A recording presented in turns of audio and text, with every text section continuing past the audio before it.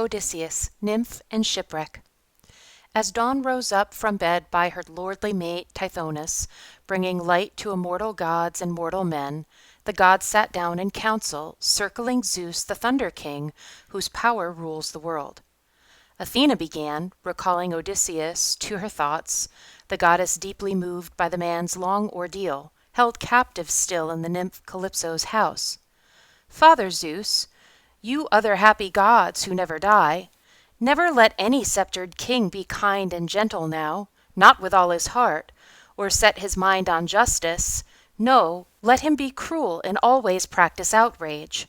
Think, not one of the people whom he ruled remembers Odysseus now, that godlike man, and kindly as a father to his children. Now he's left to pine on an island racked with grief. In the nymph Calypso's house, she holds him there by force. He has no way to voyage home to his own native land, no trim ships in reach, no crew to ply the oars and send him scudding over the sea's broad back. And now his dear son, they plot to kill the boy on his way back home.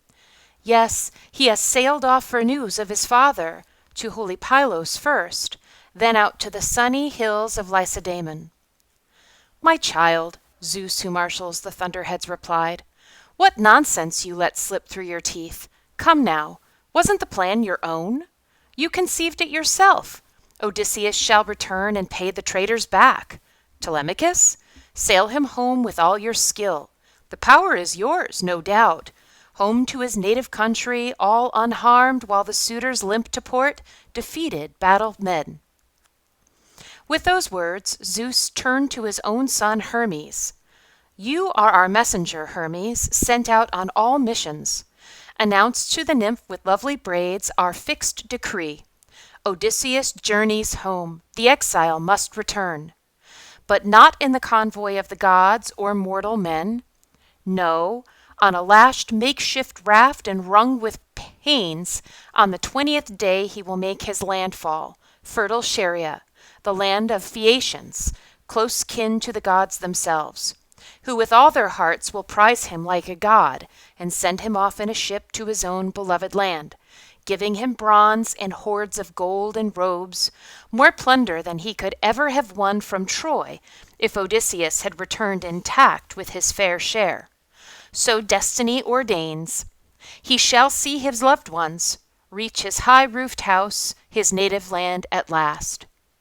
So Zeus decreed, and the giant-killing guide obeyed at once. Quickly under his feet he fastened the supple sandals, ever-glowing gold, that wing him over the waves, and boundless earth with the rush of gusting winds. He seized the wand that enchants the eyes of men whenever Hermes wants, or wakes us up from sleep. That wand in his grip, the powerful giant-killer, swooping down from Pieria, down the high, clear air, plunged to the sea and skimmed the waves like a tern that down the deadly gulfs of the barren salt swells glides and dives for fish, dipping its beating wings in bursts of spray. So Hermes skimmed the crests on endless crests. But once he gained that island worlds apart, up from the deep blue sea he climbed to dry land, and strode on till he reached the spacious cave where the nymph with lovely braids had made her home, and he found her there inside. A great fire blazed on the hearth, and the smell of cedar cleanly split and sweet wood burning bright wafted a cloud of fragrance down the island. Deep inside she sang, the goddess Calypso, lifting her breathtaking voice as she glided back and forth before her loom, her golden shuttle weaving. Thick, luxuriant woods grew round the cave, alders and black poplars, pungent cypress too, and there birds roosted, folding their long wings, owls and hawks and the spread-beaked ravens of the sea, black skimmers who make their living off the waves, and round the mouth of the cavern trailed a vine laden with clusters, bursting with ripe grapes. 4 springs in a row, bubbling clear and cold, running side by side, took channels left and right. Soft meadows spreading round were starred with violets, lush with beds of parsley. Why, even a deathless god who came upon that place would gaze and wonder, heart entranced with pleasure. Hermes the guide, the mighty giant killer, stood there spellbound. But once he'd had his fill of marveling at it all, he briskly entered the deep-vaulted cavern. Calypso, lustrous goddess, knew him at once, as soon as she saw his features face to face. Immortals are never strangers to each other, no matter how distant one may make her home. But as for great Odysseus, Hermes could not find him within the cave. Off he sat on a headland, weeping there as always, wrenching his heart with sobs and groans and anguish, gazing out over the barren sea through blinding tears. But Calypso, lustrous goddess, questioned Hermes, seating him on a glistening, polished chair. "God of the golden wand, why have you come? A beloved, honored friend, but it's been so long, your visit's much too rare. Tell me what's on your mind. I'm eager to do it, whatever I can do, whatever can be done." And the goddess drew a table up beside him, heaped with ambrosia, mixed him deep red nectar. Hermes, the guide and giant killer, ate and drank. Once he had dined and fortified himself with food, he launched right in, replying to her questions. "As one god to another, you ask me why I've come. I'll tell you the whole story, mince no words. Your wish is my command. It was Zeus who made me come, no choice of mine. Who would willingly roam across a salty waste so vast, so endless? Think, no city of men in sight, and not a soul to offer the gods a sacrifice and burn the fattest victims. But there is no way, you know, for another god to thwart the will of storming Zeus and make it come to nothing. Zeus claims you keep beside you a most unlucky man, most harried of all who fought for Priam's Troy 9 years, sacking the city in the 10th, and then set sail for home. But voyaging back, they outraged Queen Athena, who loosed the gales and pounding seas against them. There all the rest of his loyal shipmates died, but the wind drove him on, the current bore him here. Now Zeus commands you send him off with all good speed. It is not his fate to die here, far from his own people. Destiny still ordains that he shall see his loved ones reach his high-roofed house, his native land at last." But lustrous Calypso shuddered at those words and burst into a flight of indignation. "Hard-hearted you are, you gods, you unrivaled lords of jealousy, scandalized when goddesses sleep with mortals openly, even when one has made the man her husband. So when Dawn with her rose-red fingers took Orion, you gods in your everlasting ease were horrified, till chaste Artemis, throned in gold, attacked him, out on Delos shot him to death with gentle shafts. And so when Demeter, the graceful one with lovely braids, gave way to her passion and made love with Iason, bedding down in a furrow plowed 3 times, Zeus got wind of it soon enough, I'd say, and blasted the man to death with flashing bolts. So now at last, you gods, you train your spite on me for keeping a mortal man beside me? The man I saved, riding astride his keelboard all alone, when Zeus with one hurl of a white-hot bolt had crushed his racing warship down the wine-dark sea? There all the rest of his loyal shipmates died, but the wind drove him on. The current bore him here, and I welcomed him warmly, cherished him, even vowed to make the man immortal, ageless all his days. But since there is no way for another god to thwart the will of storming Zeus and make it come to nothing, let the man go, if the Almighty insists, commands, and destroy himself on the barren salt sea. I'll send him off, but not with any escort. I have no ships in reach, no crew to ply the oars and send him scudding over the sea's broad back, but I will gladly advise him. I'll hide nothing, so he can reach his native country all unharmed." And the guide and giant killer reinforced her words. "Release him at once, just so. Steer clear of the rage of Zeus, or down the years he'll fume and make your life a hell." With that, the powerful giant killer sped away. The queenly nymph sought the great Odysseus, the commands of Zeus still ringing in her ears, and found him there on the headland, sitting still, weeping, his eyes never dry, his sweet life floating away with the tears he wept for his foiled journey home, since the nymph no longer pleased. In the nights, true, he'd sleep with her in her arching cave. He had no choice. Unwilling lover alongside lover all too willing. But all his days he'd sit on the rocks and beaches, wrenching his heart with sobs and groans and anguish, gazing out over the barren sea through blinding tears. So coming up to him now, the lustrous goddess ventured. No need, my unlucky one, to grieve here any longer. No, don't waste your life away. Now I am willing, heart and soul, to send you off at last. Come, take bronze tools, cut your lengthy timbers, make them into a broad-beamed raft, and top it off with a half-deck high enough to sweep you free and clear on the misty seas. And I myself will stock her with food and water, ruddy wine to your taste, all to stave off hunger, give you clothing, send you a stiff following wind so you can reach your native country all unharmed. If only the gods are willing.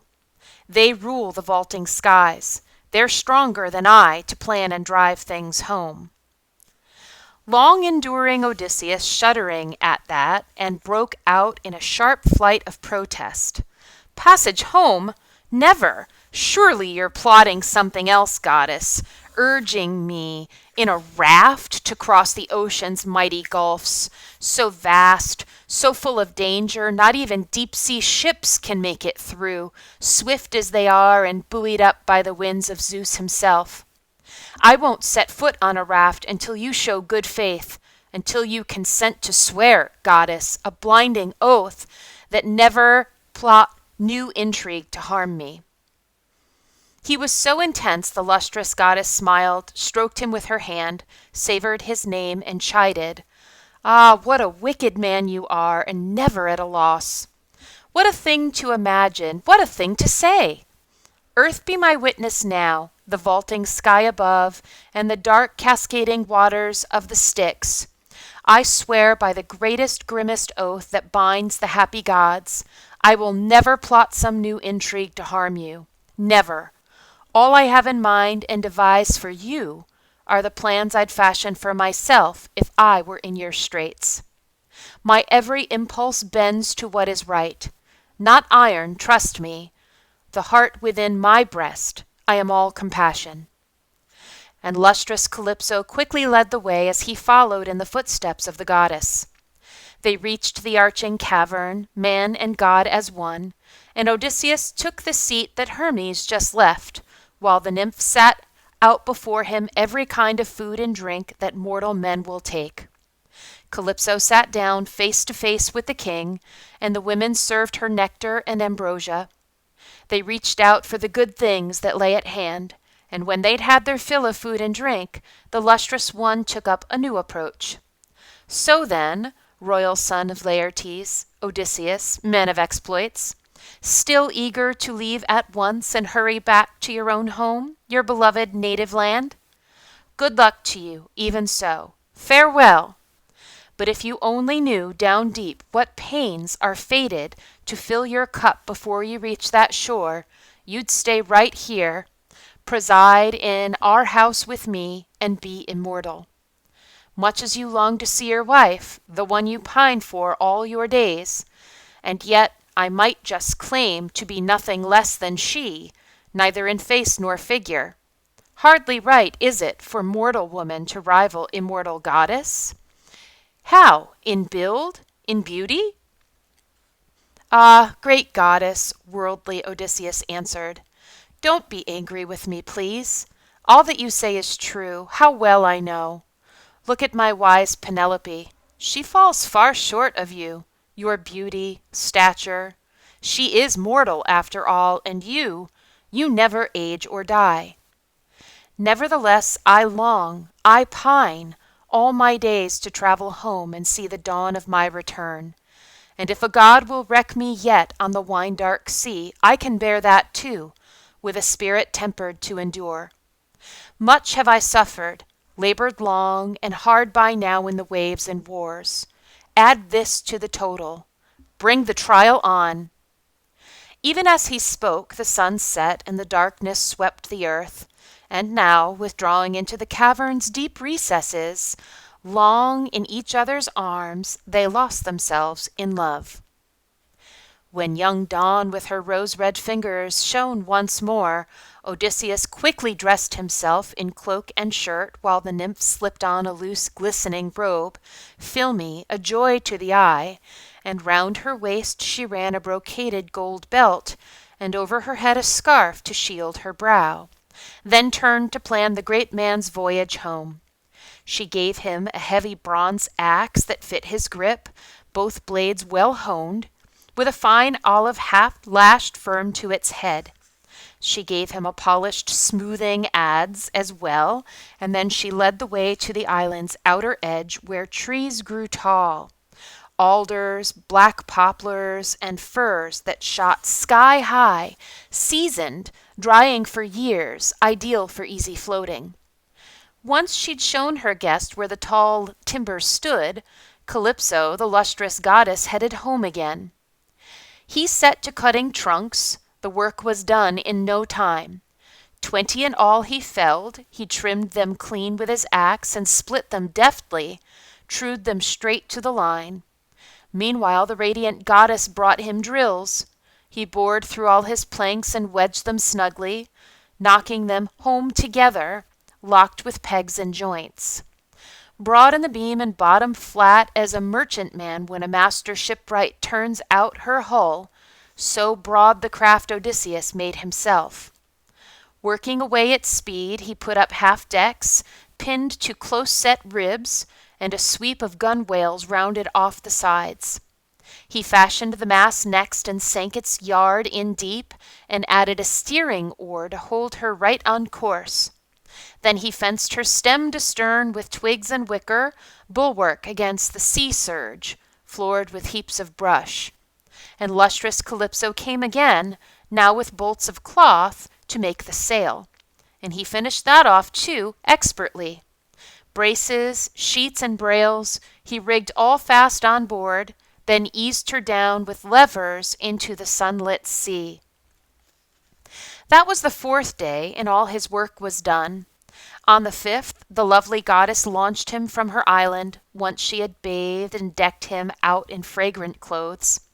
And Calypso stowed 2 skins aboard, dark wine in one, the larger one held water, added a sack of rations filled with her choicest meats to build his strength, and summoned a wind to bear him onward, fair and warm.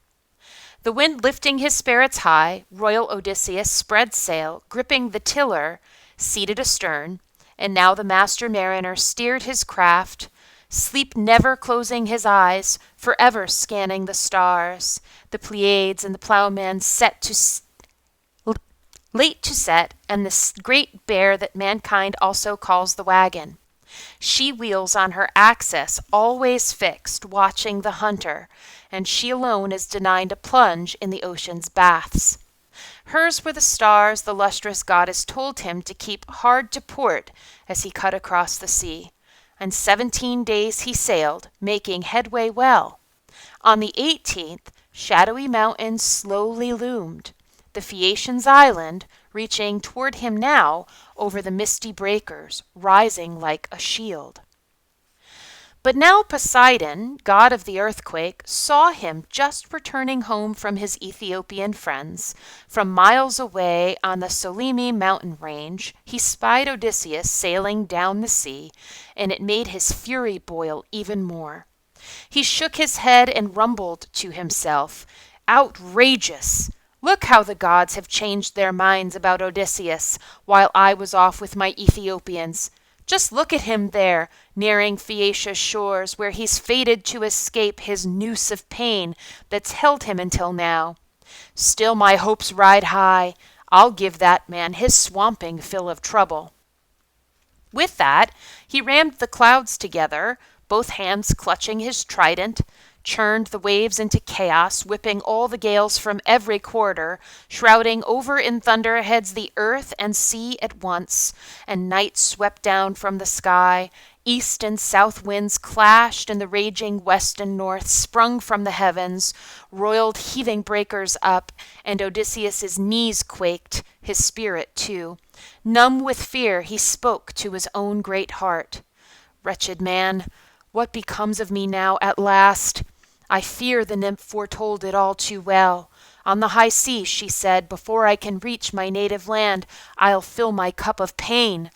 And now look, it all comes to pass. What monstrous clouds, King Zeus crowning the whole wide heaven black, churning the seas in chaos, gales blasting, raging around my head from every quarter. My death plunge in a flash, it's certain now.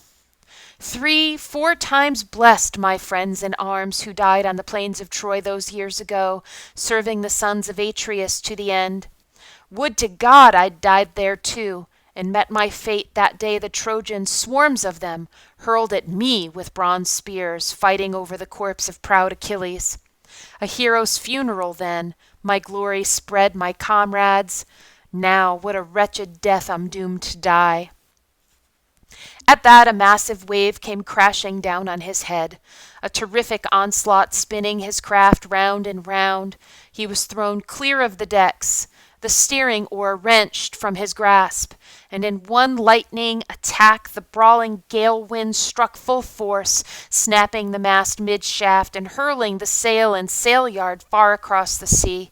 He went under a good long while, no fast way out, no struggling up from under the giant waves' assault. His clothing dragged him down, divine Calypso's gifts, but at last he fought his way to the surface, spewing bitter brine, streams of it pouring down his head. But half drowned as he was, he'd not forget his craft. He lunged after her through the breakers, laying hold and huddling amidships, fled the stroke of death. Pell-mell the rollers tossed her along down current, wild as the north wind tossing thistle along the fields at high harvest, dry stalks clutching each other tightly. So the gale winds tumbled her down the sea, this way, that way, now the south wind flinging her over to north to sport with, now the east wind giving her up to west to harry on and on. But someone saw him, Cadmus's daughter with lovely ankles, Ino, a mortal woman once with human voice and called Leucothea. Now she lives in the sea's salt depths, esteemed by all the gods as she deserves. She pitied Odysseus, tossed, tormented so. She broke from the waves like a sheer-water on the wing, lit on the wreck and asked him kindly, "Ah, poor man, why is the god of earthquakes so dead set against you? Strewing your way with such a crop of troubles. But he can't destroy you, not for all his anger. Just do as I say. You seem no fool to me. Strip off those clothes and leave your craft for the winds to hurl. And swim for it now, you must. Strike out with your arms for landfall there. Phaeacian land, where destined safety awaits. Here, take this scarf. Tie it around your waist. It is immortal. Nothing to fear now, neither pain nor death. But once you grasp the mainland with your hands, untie it quickly, throw it into the wine-dark sea, far from the shore. But you turn your head away." With that, the goddess handed him the scarf and slipped back into the heavy breaking seas like a sheer-water once again, and a dark heaving billow closed above her. But battle-weary Odysseus weighed 2 courses, deeply torn, probing his fighting spirit. "Oh no, I fear another immortal weaves a snare to trap me, urging me to abandon ship. I won't, not yet. That shore's too far away. I glimpsed it myself, where she says the refuge awaits. No, here's what I'll do. It's what seems best to me. As long as the timbers cling and joints stand fast, I'll hold out aboard her and take a whipping. Once the breakers smash my craft to pieces, then I'll swim. No better plan for now." Just as great Odysseus thrashed things out, Poseidon, god of the earthquake, launched a colossal wave, terrible, murderous, arching over him, pounding down on him, hard as a windstorm blasting piles of dry parched chaff, scattering flying husks, so the long planks on his boat were scattered far and wide. But Odysseus leapt aboard one timber, and riding it like a plunging racehorse, stripped away his clothes, divine Calypso's gifts, and quickly tying the scarf around his waist, he dove headfirst in the sea, stretched his arms, and stroked for life itself. But again the mighty god of earthquakes spied him, shook his head, and grumbled deep in his spirit, "Go, go after all you've suffered. Rove your miles of sea till you fall in the arms of people loved by Zeus. Even so, I can hardly think you'll find your punishments too light." With that threat he lashed his team with their long flowing manes, gaining Aegiaport, where his famous palace stands. But Zeus's daughter Athena countered him at once. The rest of the winds she stopped right in their tracks, commanding them all to hush now, go to sleep. But the boisterous North, she whipped him up, and the goddess beat the breakers flat before Odysseus, dear to Zeus, so he could reach the Phaeacians, mingle with men who love their long oars, and escape his death at last. Yes, but now, adrift on the heaving swells 2 nights, 2 days, quite lost, again and again the man foresaw his death. Then, when dawn with her lovely locks brought on the 3rd day, the wind fell in an instant, all gazed to a dead calm, and Odysseus, scanning sharply, raised high by a groundswell, looked up and saw it, landfall, just ahead. Joy, warm as the joy that children feel when they see their father's life dawn again. One who's lain on a sickbed racked with torment, wasting away slowly under some angry power's onslaught. Then what joy when the gods deliver him from his pains. So warm Odysseus's joy when he saw that shore, those trees as he swam on, anxious to plant his feet on solid ground again. But just offshore, as far as a man's shout can carry, he caught the boom of a heavy surf on jagged reefs, roaring breakers crashing down on an iron-bound coast, exploding in fury, the whole sea shrouded, sheets of spray. No harbors to hold ships, no roadstead where they'd ride, nothing but jutting headlands, rip-toothed reefs, cliffs. Odysseus's knees quaked and the heart inside him sank. He spoke to his fighting spirit desperate. Worse and worse. Now that Zeus has granted a glimpse of land beyond my hopes, now I've crossed this waste of water, the end in sight, there's no way out of the boiling surf. I see no way. Rugged reefs offshore, around them breakers roaring, above them a smooth rock face rising steeply. Look, and the surge too deep inshore, no spot to stand on my own 2 legs and battle free of death. If I clamber out, some big comber will hoist me, dash me against that cliff, my struggles all a waste. If I keep on swimming down the coast, trying to find a sea beach shelving against the waves, a sheltered cove, I dread it. Another gale will snatch me up and haul me back to the fish-infested sea, retching in despair. Or a dark power will loose some monster at me, rearing out of the waves, out of the thousands Amphitrite's breakers teem with. Well, I know the famous god of earthquakes hates my very name. Just as that fear went churning through his mind, a tremendous roller swept him toward the rocky coast, where he'd have been flayed alive, his bones crushed, if the bright-eyed goddess Pallas had not inspired him now. He lunged for a reef, he seized it with both hands, and clung for dear life, groaning until the giant wave surged past, and so he escaped its force. But the breaker's backwash charged into him full fury and hurled him out to sea. Like pebbles stuck in the suckers of some octopus dragged from its lair, so strips of skin torn from his clawing hands stuck to the rock face. A heavy sea covered him over. Then and there unlucky Odysseus would have met his death, against the will of fate, but the bright-eyed one inspired him yet again. Fighting out from the breakers pounding toward the coast, out of danger he swam on, scanning the land, trying to find a sea beach shelving against the waves, a sheltered cove.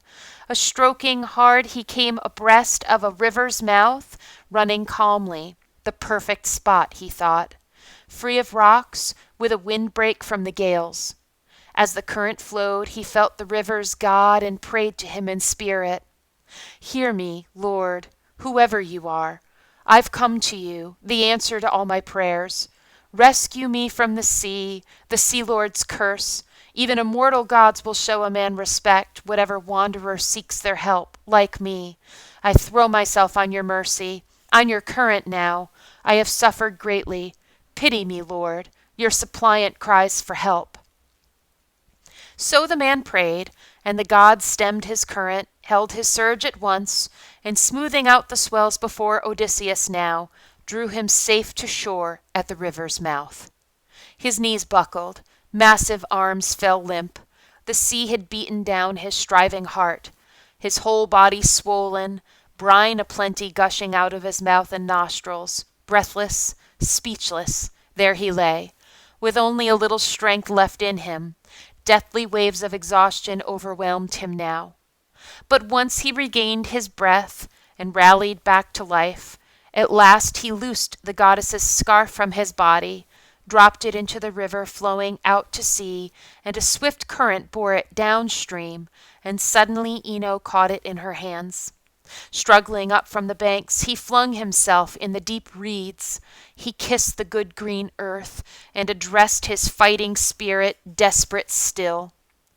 Man of misery, what next? Is this the end? If I wait out a long tense night by the banks, I fear the sharp frost and the soaking dew together will do me in. I'm bone weary, about to breathe my last, and a cold wind blows from a river on toward morning. But what if I climb that slope, go for the dark woods, and bed down in the thick brush? What if I'm spared the chill, fatigue, and a sweet sleep comes my way? I fear wild beasts will drag me off his quarry. But this was the better course, it struck him now. He set out for the woods, and not far from the water found a grove with a clearing all around, and crawled beneath 2 bushy olives sprung from the same root, one olive wild, and the other well-bred stock.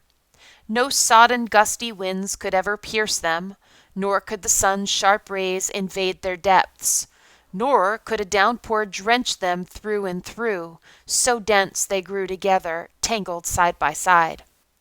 Odysseus crept beneath them, scraping up at once a good wide bed for himself with both hands. A fine litter of dead leaves had drifted in, enough to cover 2 men over, even 3, in the wildest kind of winter known to man. Long-enduring, great Odysseus, overjoyed at the sight, bedded down in the midst, and heaped the leaves around him. As a man will bury his glowing brand in black ashes, off on a lonely farmstead, no neighbors near, to keep a spark alive, no need to kindle fire from somewhere else, so great Odysseus buried himself in leaves, and Athena showered sleep upon his eyes. Sleep in a swift wave, delivering him from all his pains and labors, blessed sleep that sealed his eyes at last.